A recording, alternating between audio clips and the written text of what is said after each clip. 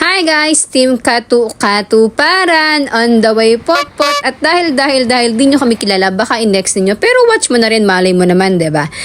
Yes, tama ang nasa isip mo, pang gender reveal nga ang aming ginagawang loot bag. O 'di ba, girl or boy?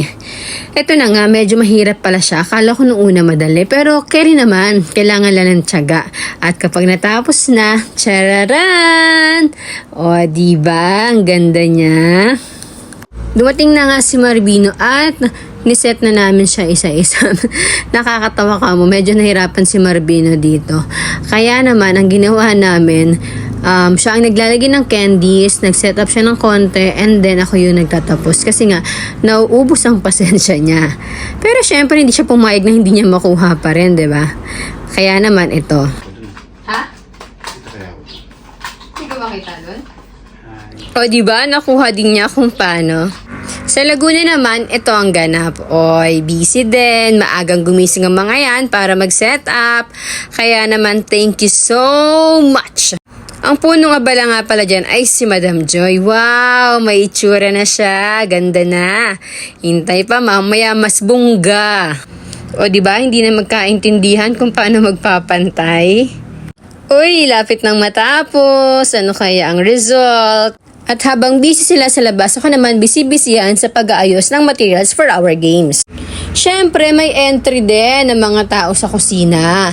At yan nga si Mama, si Ate Ruth at si Ate May. Batikan na talaga yan si Mama at si Ate Ruth sa pagluluto. Si Ate May future, magiging batikan na rin yan.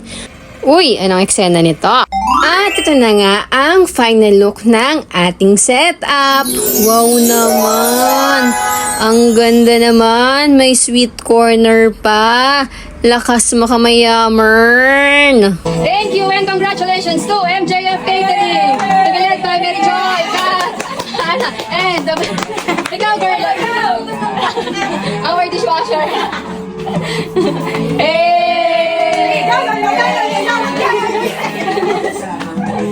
Dalawang beses ang aming gender reveal. Meron sa Laguna, meron sa Batangas, at ito ang ganap sa Batangas. Bawat isa may kanya-kanyang specialty. So dito naman, nag-ready naman si Chef Sai sa aming cupcake. Siya naman ang leader dito. Siya ang punong abala. Sabi ni Tita Engineer, patry daw siya. Sige nga, bigyan nga natin ng chance ang tita. Ano kayang result nito? Ice cream.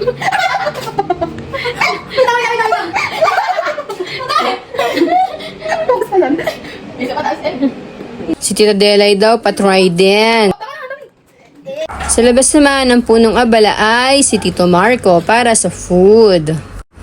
Isang katuparan na naman ang naganap. Thank you, Lord.